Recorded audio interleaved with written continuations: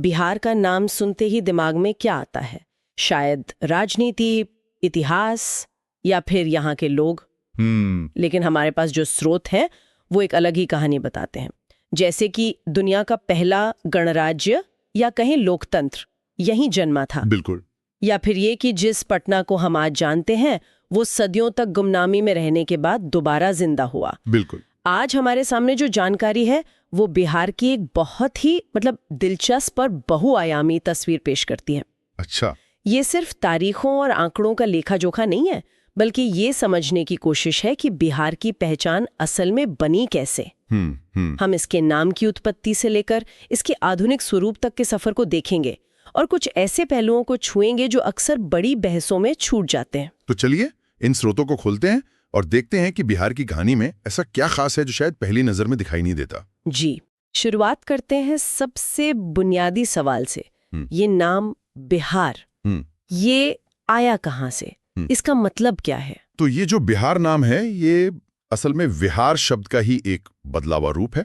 विहार मतलब बौद्ध मठ? हाँ बिल्कुल। विहार का मतलब होता है बौद्ध मठ। जैसा कि हम जानते हैं बिहार बौद्ध धर्म की जन्मस्थली रहा है। गौतम बुद्ध को ज्ञान यहीं बोधगया में मिला। सही बात है। इस वजह से प्राचीन काल में यहाँ अनगिनत विहार थे जो शिक्षा और अध्यात्म के बड़े केंद्र थे। तो बाहर से आने वाले यात्री और शासक इस पूरे क्षेत्र को विहारों की भूमि कहने लगे। अच्छा। और बस धीरे धीरे यही विहार शब्द आम बोलचाल में बिहार बन गया। ये तो बहुत दिलचस्प है।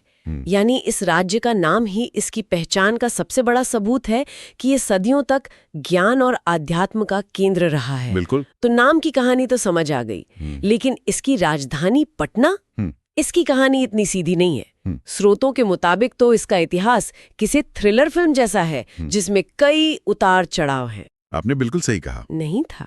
नहीं, प्राचीन महाजनपदों के दौर में मगध साम्राज्य की पहली राजधानी राजगृह थी, जिसे आज हम राजगीर कहते हैं। हाँ, पहाड़ों से घिरी हुई जगह। जी, बहुत ही सुरक्षित जगह। बाद में राजधानी को कुछ समय के लिए वैशाली में शिफ्ट किया गया और फिर आया पाटलिपुत्र यानी आज का पटना। और ये तो अपनी लोकेशन की वजह से बहुत खास था। कमाल की लोकेशन थी। ये गंगा, सोन और गंडक नदियों के संगम पर बसा था, जो इसे व्यापार और सुरक्षा दोनों लिहाज से बेजोड़ बनाता था। लेकिन फिर ऐसा क्या हुआ कि इतना महत्वपूर्ण शहर सदियों के लिए नक्शे से लगभग गायब ही हो गया? इसकी वजह थी बाहरी आक्रमण और सत्ता के केंद्र का बदलना। बख्तियार खिलजी? हाँ, जब दिल्ली सल्तनत के दौर में बख्तियार खिलजी ने नालंदा और विक्रमशिला जैसे विश्वविद्यालयों का तबाह किया, तो इस पूरे इलाके का कह सकते हैं कि बौद्धिक और राजनीतिक ढांचा ही चरमरा गया और उदंतपुरी चला गया, जिसे आज हम बिहार शरीफ के नाम से जानते हैं। पाटलिपुत्र एक मामूली शहर बनकर रह गया था। तो फिर इसकी वापसी कैसे हुई?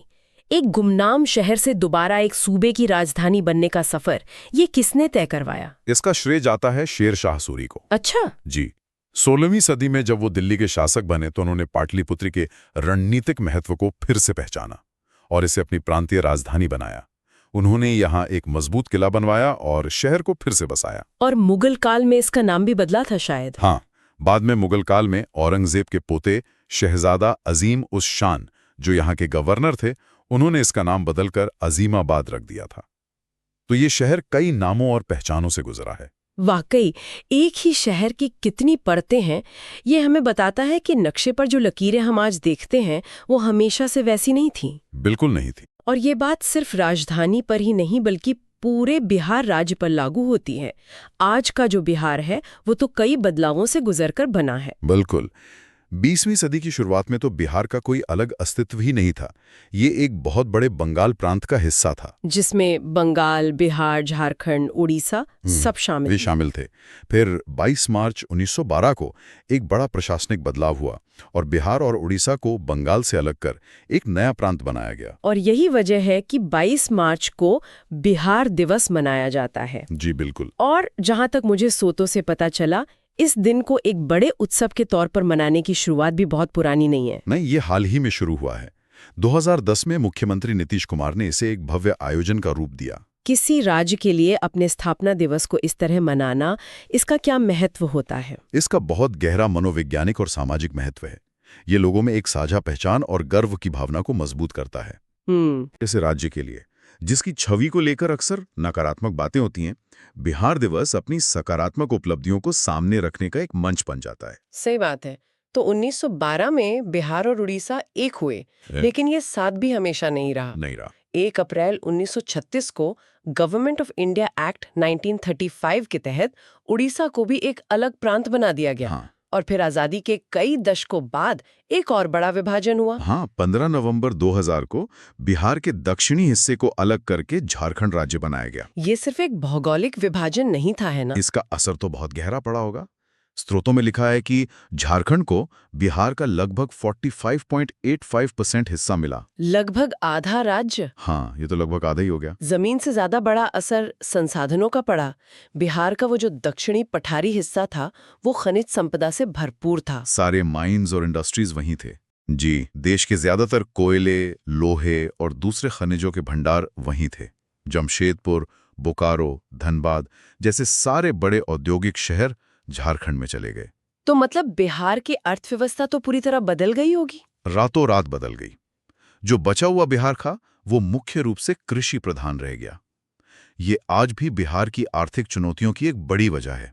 और ये 15 नवंबर की तारीख, ये भी बहुत सोच समझकर चुनी गई थी, है ना? जी, ये तारीख महान आदिवासी स्वतंत्रता सेनानी बिरसा मुंडा की जयंती है। झारखंड की एक बड़ी आबादी आदिवासी है और उनके अधिकारों का आंदोलन ही इस राज्य के गठन का आधार था। तो ये एक तरह से उनको सम्मान देना था। बिल्कुल, उनके बलिदान को एक सम्मान था। तो इन सब बदलावों के बाद आज का बिहार कैसा दिखता है? भूगोल के लिहाज से इसकी क्या खासियत है? ये एक लैंडलॉक्ड राज्य है, मतलब इसकी सीमा समंदर से नहीं लगती। हाँ, ये चारों तरफ से जमीन से घिरा है, लेकिन एक दिलचस्प बात यह है कि इसकी एक अंतर्राष्ट्रीय सीमा भी है। नेपाल के साथ। जी। उत्तर में लगभग 729 किलोमीटर लंबी सीमा नेपाल से लगती है और बिहार के 7 जिले इस सीमा को छूते हैं। और ये सिर्फ एक राजनीतिक सीमा नहीं है। बिल्कुल नहीं, यहाँ तो रोटी बेटी का संबंध है, यानी सांस्कृतिक और सामाजिक रिश्ते बहुत गहरे हैं। इसके अलावा पश्चिम में उत्तर प्रदेश, दक्षिण में झारखंड और पूर्व में पश्चिम बंगाल इसके पड़ोसी राज्य हैं। और क्षेत्रफल और आबादी का जो विरोधाभास है वो तो कमाल का है। एरिया के हिसाब से 12वां सबसे बड़ा राज्य, लेकिन आबादी में तीसरा। जी, यानी अपेक्षाकृत छोटी जगह पर बहुत ज्यादा लोग रहते हैं। इसका क्या मतलब होता है जमीनी स्तर पर? इसका मतलब है कि जमीन और संसाधनों पर बहुत ज्यादा दबाव है।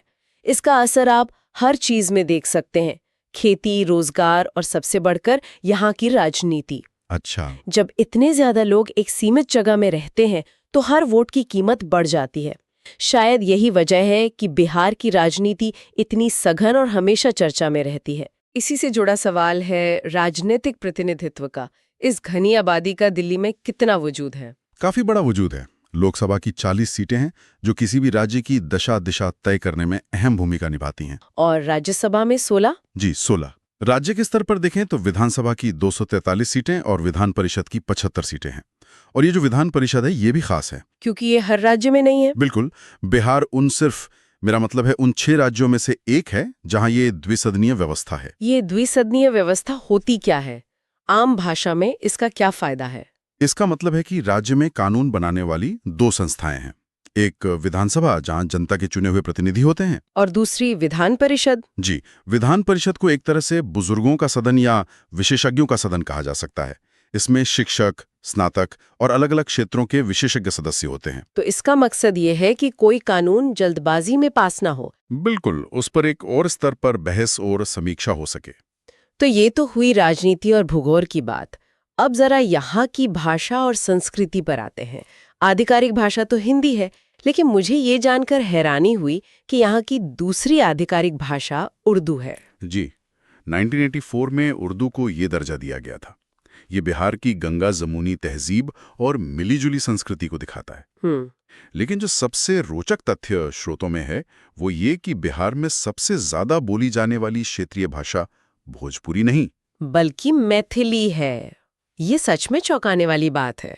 क्योंकि भोजपुरी सिनेमा और संगीत की वजह से ऐसा लगता है कि पूरे बिहार में बस भोजपुरी ही बोली जाती है। हाँ, ये एक आम कह सकते हैं कि गलतफहमी है, पर सच नहीं है। मैथिली मिथिलांचल क्षेत्र की भाषा है और बोलने वालों की संख्या के हिसाब से ये सबसे बड़ी है। और इसे तो संवैधानिक दर्जा भी मिला हुआ है। जी, इतना ही नहीं, 92 में संविधान संशोधन के जरिए इसे भारत के संविधान की 8वीं अनुसूची में शामिल किया गया था, जो किसी भी भाषा के लिए बहुत बड़ा सम्मान है। अब बात करते हैं राजकीय प्रतीकों की। अक्सर ये सिर्फ सामान्य ज्ञान के सवाल लगते हैं, लेकिन अगर हम देखें कि किसी राज्य ने क्या चुना है अपनी पहचान के लिए, तो उससे भी बहुत कुछ पता चलता है। सही बात है। जैसे राजकीय पशु है गौर, यानी इंडियन बाइसन। हाँ, गौर एक बहुत ही ताकतवर और विशाल शाकाहारी जानवर है जो तराई के जंगलों में पाया जाता है। ये एक तरह से शक्ति और सहनशीलता का प्रतीक है। और राजकीय वृक्ष पीपल, ये तो स्वाभाविक है। ये तो स्वाभाविक ही है, क्योंकि इसी पेड़ के नीचे बोध गया में बुद्ध को ज्ञान प्राप्त हुआ था। ये ज्ञान, शांति और बिहार की आध्यात्मिक विरासत का प्रतीक है। और राजकीय पक्षी गौरैया और फूल गेना, ये दोनों तो बहुत आम है, हर घर में मिल जाते हैं। और शायद यही वजह है कि इन्हें चुना गया। अच्छा। आम गौरैया वो पक्षी है जो इंसानी बस्तियों के आसपास ही रहती है। ये आम आदमी से जुड़ाव का प्रतीक है। और गेंदे का फूल वो बिहार के हर पूजा पाठ, त्योहार और उत्सव का एक अभिन्न हिस्सा है। हाँ, ये तो है। तो ये सादगी और लोक संस्कृति से गहरे जुड़ाव को दर्शाता है।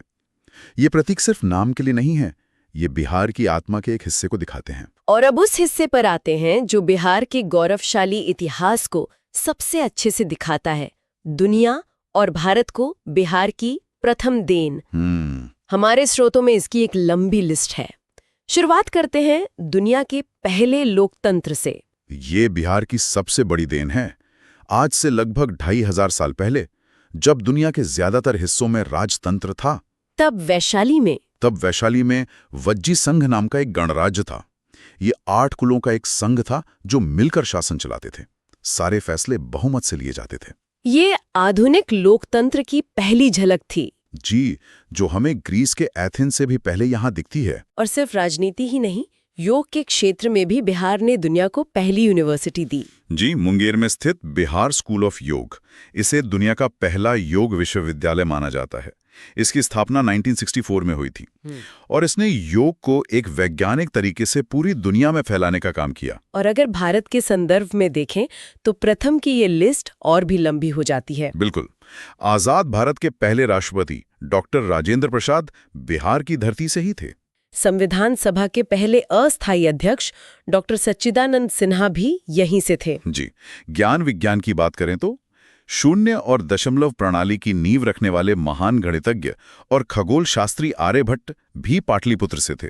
और आधुनिक भारत में लोकसभा के पहली महिला अध्यक्ष मीरा कुमार भी बिहार से ही थीं। हाँ, तो ये दिखाता है कि यहाँ नेतृत्व और बौद्धिकता की एक अटूट परंपरा रही है। ये नेतृत्व की परंपरा हमें राष्ट्रीय आंदोलन में भी साफ दिखती है।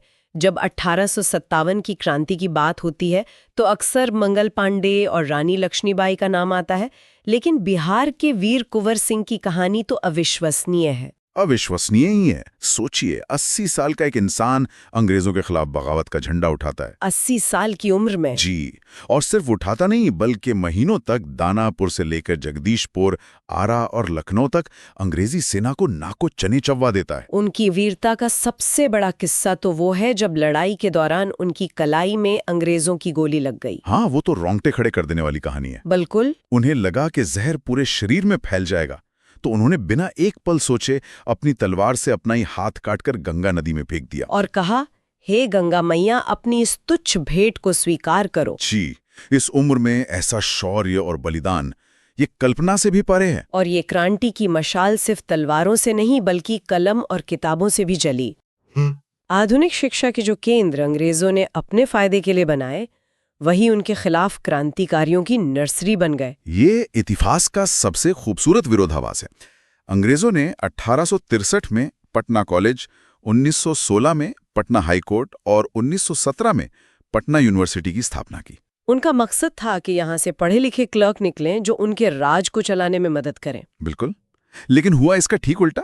जब बिहार के युवा इन संस्थानों में एक साथ आए, पढ़े और दुनिया को समझा, तो उनमें राष्ट्रीय चेतना जागी। और यही कॉलेज और यूनिवर्सिटी स्वतंत्रता आंदोलन के सबसे बड़े गढ़ बन गए। जी, ये वो जगहें थीं जहां आजादी के सपने देखे जाते थे और उन्हें पूरा करने की योजनाएं बनती थीं। तो आज हमने देखा कि बिहार सिर्फ एक राज्य नहीं बल्कि एक पूरी सभ्यता का केंद्र रहा है। बिल्कुल। यहाँ इतिहास, भूगोल, संस्कृति और ज्ञान का एक ऐसा संगम है जिसकी जड़ें बहुत गहरी हैं। ये एक ऐसी भूमि है जिसने बार बार खुद को गढ़ा है, विभाजनों का दर्द सहा है, लेकिन अपनी पहचान को कभी मिटने नहीं दिया। हमारे स्रोत यही बताते हैं कि बिहार का अतीत प्रथम होने की कहानियों से भरा है, चाहे वो दुनिया का पहला लोकतंत्र हो, ज्ञान के पहले विश्वविद्यालय हो या फिर स्वतंत्रता संग्राम में नेतृत्व की पहली पंक्ति में खड़ा होना हो। हाँ, ये एक ऐसी भूमि है जिसने हमेशा विचारों को जन्म दिया है। ये वाकई सोचने पे मजबूर करता है।